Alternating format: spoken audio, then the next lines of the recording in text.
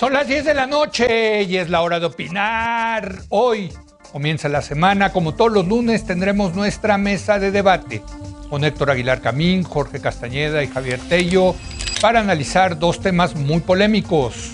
Primero vamos a discutir sobre la violencia desatada en el país y la incapacidad de los gobiernos para detenerla. Después vamos a hacer un repaso de cómo van las campañas a 3 semanas de las elecciones del 2021, las más grandes de nuestra historia. Así que quedes aquí en Foro TV, que ya comenzó la hora de opinar.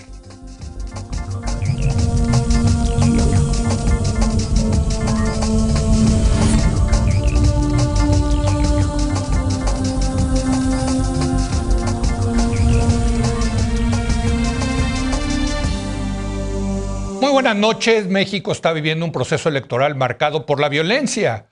Los gobiernos han sido incapaces de frenar a la delincuencia.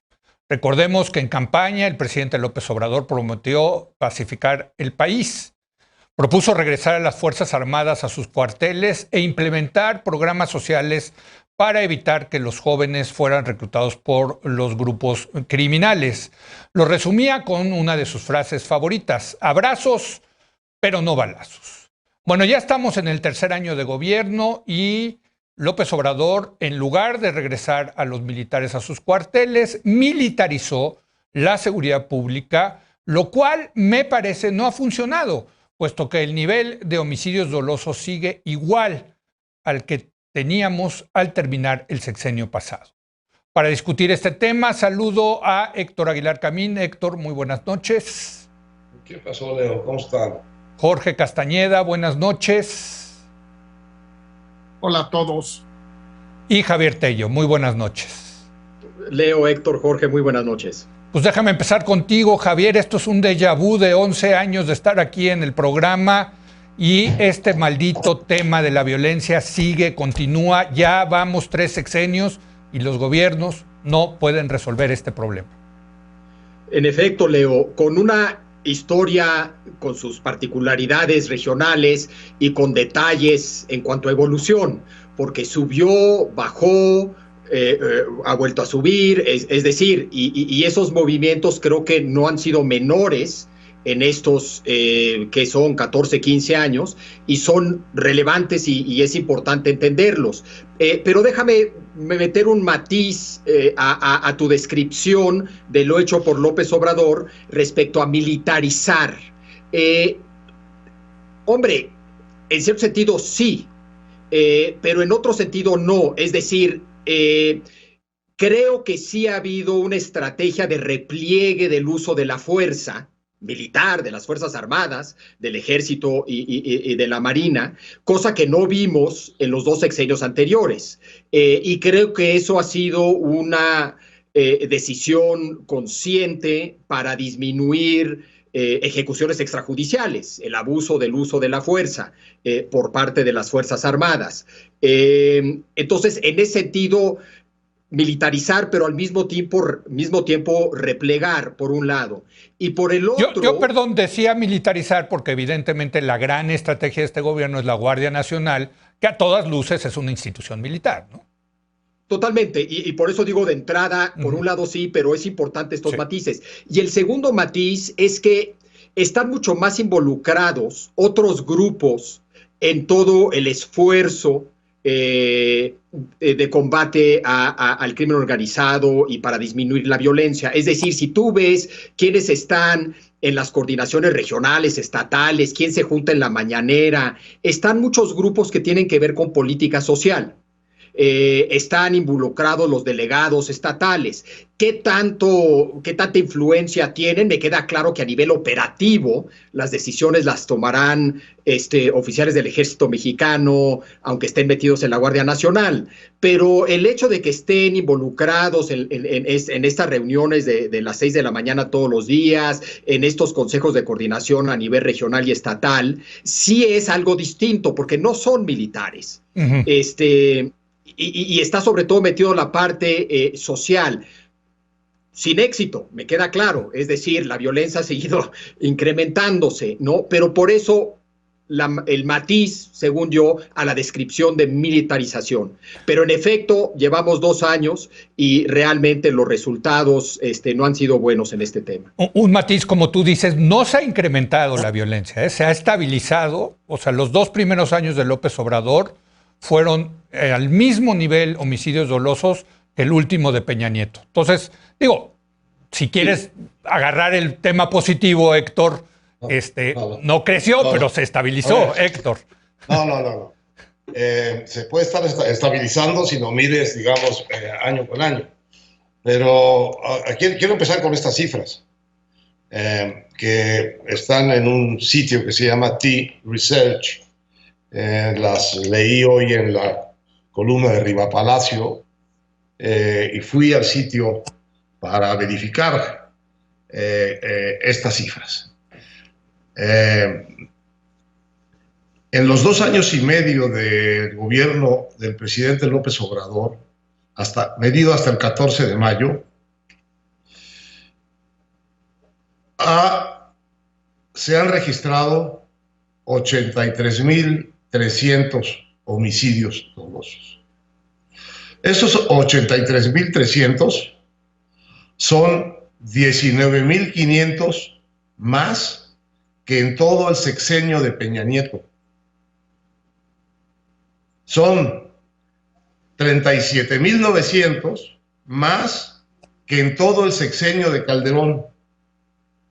Y son 59.300 más que en todo el sexenio de Fox.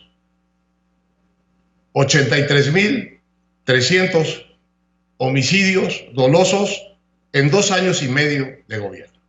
¿Cuál es la fuente, perdón, Héctor? ¿Cuál es la fuente? Es un sitio que se llama T-Research. Okay. T-Research. Bueno, la no guerra de López Obrador le ha costado al país 37.000 homicidios dolosos más que la guerra de Calderón. Lo que creo que está pasando es que hemos dejado de ver esos muertos. Hemos dejado de atenderlos. Qué bueno que estamos hablando hoy de eso. Y yo creo que tiene que ver con una cosa que se llama, y lo analizó alguien en Nexos muy bien, horrorismo. En el sentido de que hay un momento en que la gente ya no quiere ver eso, o lo ve dándole una explicación que no le incumbe a la gente, que no pone en peligro a la gente que está observando esa cantidad gigantesca de muertos. Y es típicamente la justificación, algo tendrían que ver, solo le pasa al que se mete, es un pleito entre ellos, son homicidios entre criminales. Y hay, por una parte, un efecto de anestesia a fuerza de oírlo todos los días. Hay un momento que ya te suenan pocos los muchos números. Y hay este otro efecto de decir, sí, pero eso no tiene que ver con mi vida, tiene que ver con la vida de la gente que se mete a esas cuestiones violentas y que el que hierro mata, a hierro muere. No, este asunto es uno de los grandes hoyos negros de este gobierno, uno de los grandes fracasos a todo lo que da y sin que haya ningún viso, no digo de corrección, sino ni siquiera de un intento de revisar el asunto en sus términos. En la ciudad de Obregón, donde mataron a este señor Murrieta, gran personaje, por cierto, de la vida sonorense y de la seguridad sonorense, es una de las ciudades en donde hay más homicidios en el mundo. Anda en el orden, si lo mides en el año, de 50 homicidios por cada 100,000 habitantes. Sí. Pero si mides los últimos 3 meses de la vida de Ciudad Obregón, el promedio son 150 homicidios por cada 100,000 habitantes.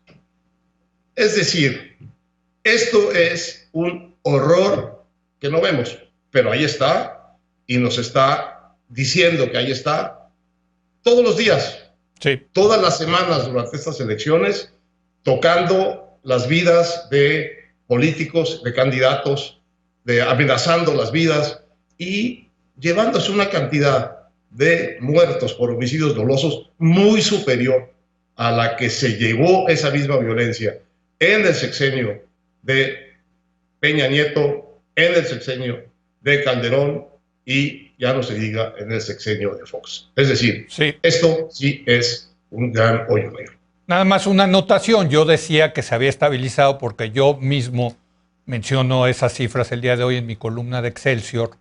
Las que utilicé son las del sistema ejecutivo, del Secretariado Ejecutivo del Sistema de Seguridad Pública, y 2018 hubo alrededor de 29,000 homicidios dolosos, 2019 lo mismo, alrededor de 29,000, 2020 otra vez alrededor de 29,000, y la proyección para este 2021 es que otra vez van a ser 29,000.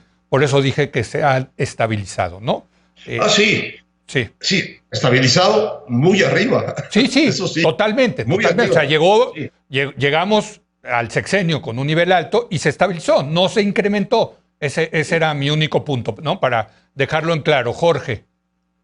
Sí, sobre este punto, nada más, Leo, el hecho es que tanto en el sexenio de Calderón como el de Peña Nieto hubo años malos y años buenos. Sí. En el sexenio de López Obrador hasta ahora, es decir, los 3 primeros años, porque la proyección para este año es la que tú dices, pues no hay años donde haya bajado el número de homicidios dolosos.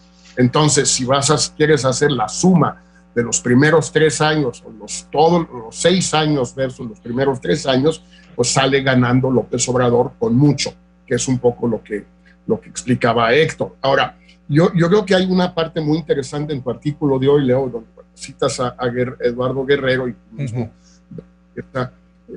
es un intento de explicación de por qué, si obviamente López Obrador no está combatiendo al narco como lo trataron de hacer Peña y Calderón, ¿por qué no ha bajado la violencia? Bueno, una primera respuesta la da Eduardo Guerrero, es que pues digamos no está en el ADN de los narcos desarmarse y de repente dejar de matar gente. Eso es discutible, porque hay narcos en México, hay enormes volúmenes de exportación y de tránsito y de producción de drogas hacia Estados Unidos desde los años 60 por lo menos. Y es solo con Calderón y con Peña que tenemos estos niveles de violencia. Entonces, hay que buscar otra explicación u otras explicaciones para este fenómeno que es en efecto tan desconcertante. Nada más ahí como paréntesis, Jorge, lo que dice también Eduardo Guerrero es que el crimen organizado se ha ido a otros negocios, más allá del narcotráfico, donde la violencia es inherente al negocio. Es decir, tienes que demostrar violencia para hacer el negocio, como por ejemplo en el tema de las extorsiones, de las cuotas de piso, ¿no? Totalmente, pero uno hubiera podido esperar, Guerrero, entre otros, que saben mucho más de esto que yo, lo habían de alguna manera insinuado hace algunos años, que cuando pudieran volver libremente, entre comillas, al narco, que es su core business, lo que les gusta, lo que hacen bien, en lo que son competitivos, en donde México es competitivo, bueno, que al volver a eso, pues abandonarían los otros negocios, los otros giros, que en efecto requieren de más violencia. A mí me parece que se puede adelantar otra hipótesis. Venga. Que se agrega a la de Guerrero, no la sustituye, que es que el gobierno, López Obrador, actuó de manera unilateral en abandonar o reducir o de plano eliminar el combate al narco. Cosa con la cual no estoy en desacuerdo yo ni mucho menos, pero no lo negoció con el narco, ni siquiera tácitamente, en apariencia por lo menos, sino que solito decidió abrazos no balazos. Y bajaron los decomisos, bajó el número de efectivos desplegados en el territorio, etcétera.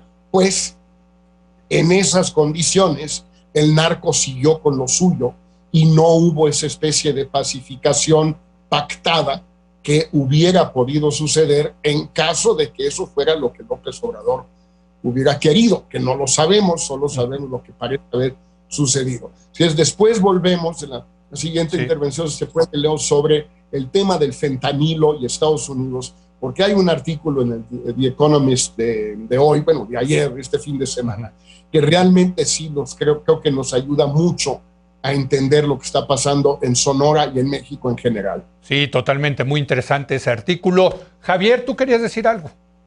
Sí, nada más ahorita algo que mencionó Jorge, que una vez que no combate López Obrador al tráfico de drogas a Estados Unidos, uno pensaría que regresarían a ese negocio. El problema, y es parte también, según yo, de la argumentación de Eduardo Guerrero, es que después de la fragmentación de cárteles, muchos de los fragmentos no tienen la capacidad logística y el tamaño para exportar drogas a Estados Unidos.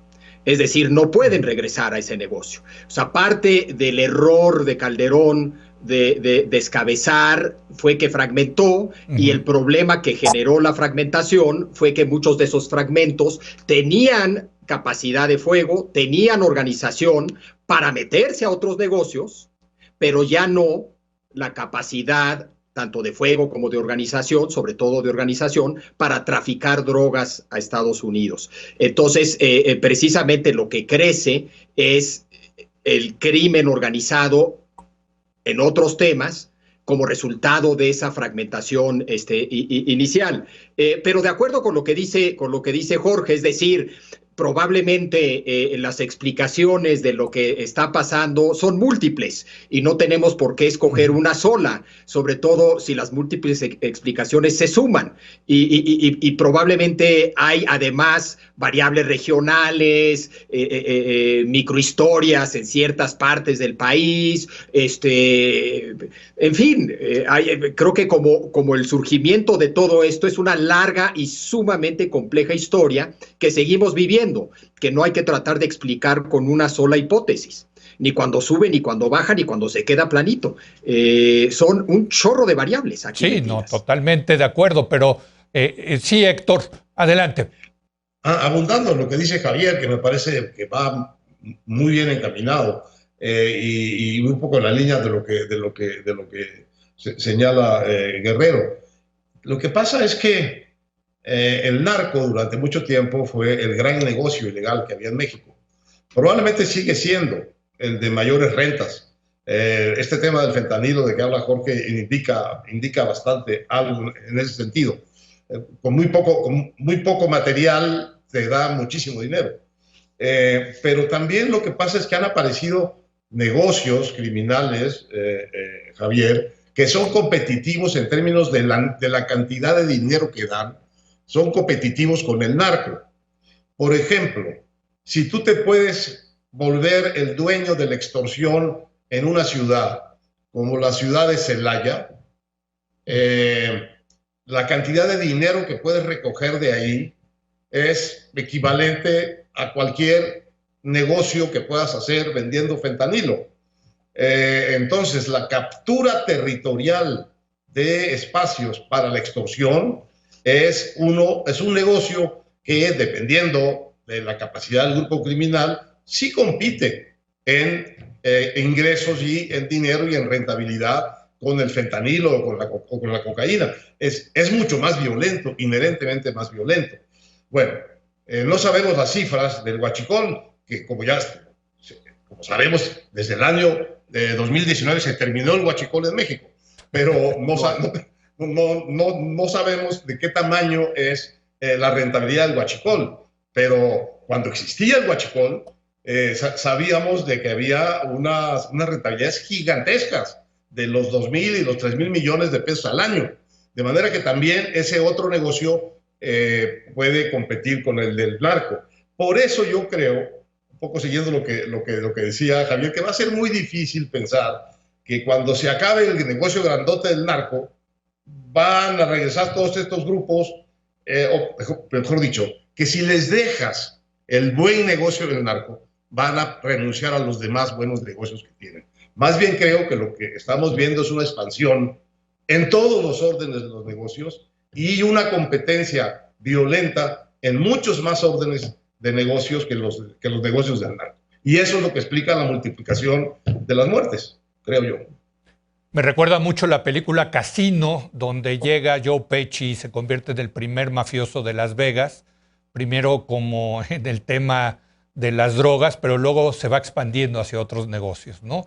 Es como la humedad, el crimen organizado, Jorge. Claro.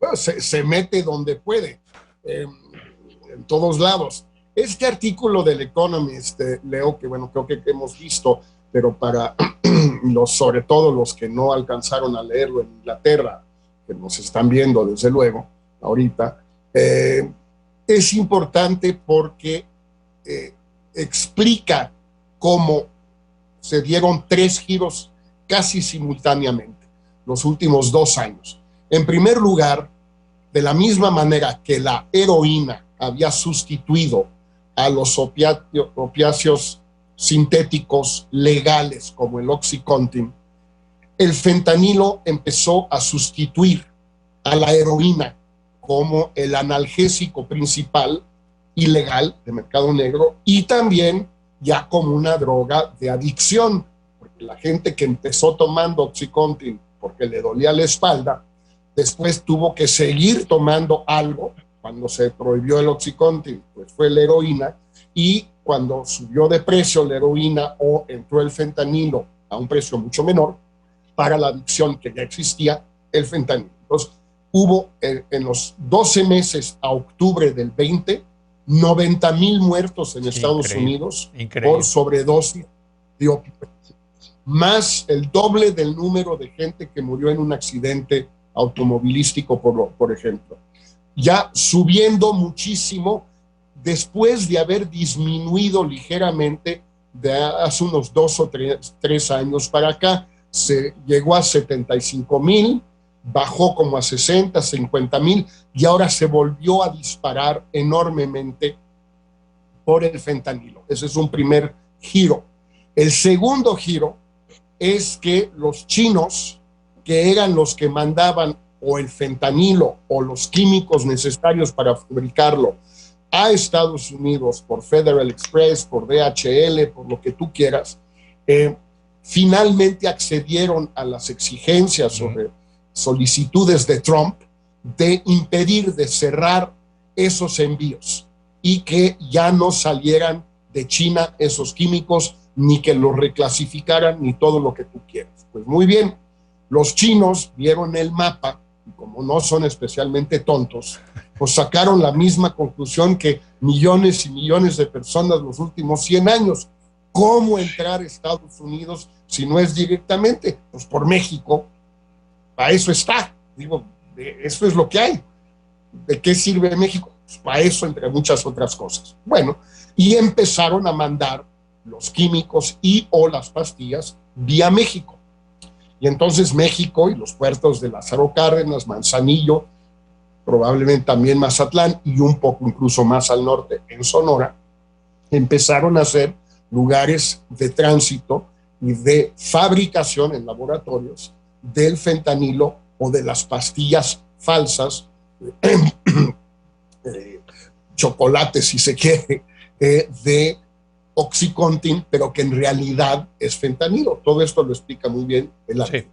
Sí. Y entonces, para terminar, el tercer giro es que las rutas y las plazas en México que se dedicaron a la recepción, producción y exportación de fentanilo a Estados Unidos para atender una demanda que se está disparando, de ahí los muertos, pues esas plazas se volvieron plazas y rutas mucho más atractivas, mucho más valiosas y por lo tanto mucho más peleadas por los mismos cárteles nuevos cárteles que empezaron a meterse en ese negocio. Pues todo esto explica seguramente por qué vinieron la semana pasada los principales funcionarios de seguridad y de drogas de Estados Unidos a sentarse con el gobierno de México para decirles, sí, oigan, ¿qué está pasando? Héctor, ¿tú querías decir algo? No, el tema del fentanilo es que es una sustancia muy potente. Con muy poquito consigues grandes efectos y es muy adictiva y muy mortal. Durante muchos años el número de sobredosis, de muertes por sobredosis en Estados Unidos era francamente una exageración que estuvieran hablando de eso, porque en ese país de esos millones de habitantes se morían 24,000 gentes al año de sobredosis. Pero en el ciclo del fentanilo sí lo que se vio, esto que explicó también Jorge ahorita, es que de pronto en 6 meses, en 8 meses pasaron de 24,000 a 50,000, a 60,000, a 70,000. Ahora veo que se está estabilizando en una cantidad de muertes que es muy escandalosa para la estadística americana. Y yo creo que por eso la presión sobre el fentanilo va a ser tan fuerte ahora como en algunos años fue sobre la cocaína. Hijo, esta historia que cuenta el artículo de Economist me recuerda mucho cuando Estados Unidos cerró también la ruta de la cocaína por el Caribe. Y bueno, pues también se dieron cuenta, ¿no, Jorge? Que la manera de pasarlo, si no era por el Caribe a la cocaína, era por México, ¿no? Entonces, pues siempre, Javier, siempre salimos, por las decisiones de Estados Unidos, siempre salimos afectados en esto, ¿no? En efecto, primero cerraron el Caribe y empezó a ser volado en el espacio aéreo mexicano, el Señor de los Cielos, etcétera, y una vez que se cierra esos canales aéreos, empieza a pasar por tierra, y eso tiene todo tipo de implicaciones. Y invariablemente los gobiernos mexicanos siempre parecen estar luchando la guerra anterior, como suelen hacer los generales de todo el mundo, ¿no? Si López Obrador hubiera hecho esto tal vez en 2009, hubiera tenido grandes resultados.